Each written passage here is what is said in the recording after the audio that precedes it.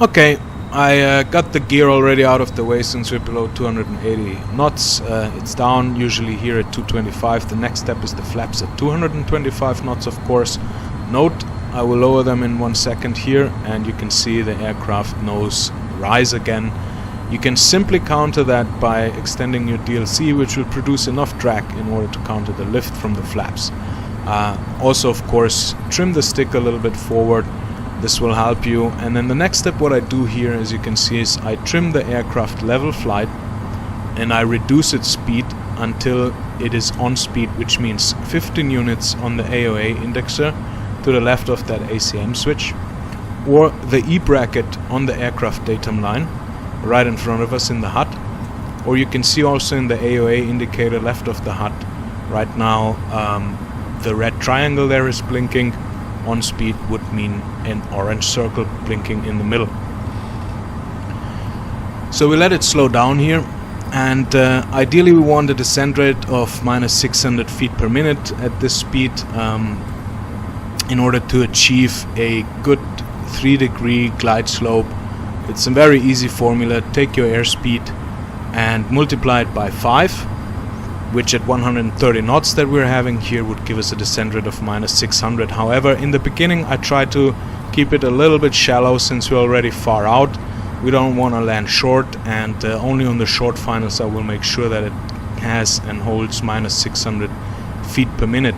At the same time I will trim and manage my throttle input so that it stays on speed all the way down. As you can see, the E bracket is nicely on the aircraft datum. The orange circle is blinking, and the AOA indexer is showing 15 units. And now you see that we would land a little bit long as we're coming shorter in. I chose Beslan because that is one of the smallest airports we have in Caucasus, and you will see that it's absolutely no problem even on a small airport like that. So now I'm decreasing the descent rate to -600. I'm doing this by maybe trimming 1 click forward, by reducing the throttle just a little bit, and also by using DLC. You can see that every time that flight path indicator on the runway, like now, is jumping up and down, this is me either retracting or extending the DLC.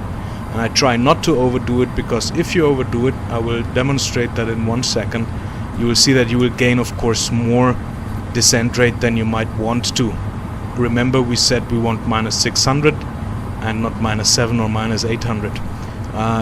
Here you can also see my inputs now, where the stick is trimmed, and how centered I keep it because it is trimmed out nicely. And at this point also observe how the flight path indicator is jumping up and down. This is me extending and retracting, mostly extending at this point, my DLC. Now you can see I do it too often, and the descent rate immediately goes down to -700. I don't want that. I don't want to add too much power here at the moment, so I'm reducing my DLC input again to bring it back to around -600. And very important now, do not flare. Just keep it on speed, keep your descent rate. She can take that. I try to reduce it just a little bit so that I don't come in hard, and very nice landing and touchdown here. And now you can see I bring the stick aft fully, and I use lateral input to the left and to the right, which means roll left and roll bank, while keeping it aft just to adjust my steering on centerline. I do not use rudder at all, and I have not used wheel brakes at this moment whatsoever. Now I start using them after the nose wheel steering is on to bring the aircraft to a full stop. If you follow this procedure, if you train that, you will have absolutely no issues landing the Tomcat, and your anti-skid, as you see, is helping you as well.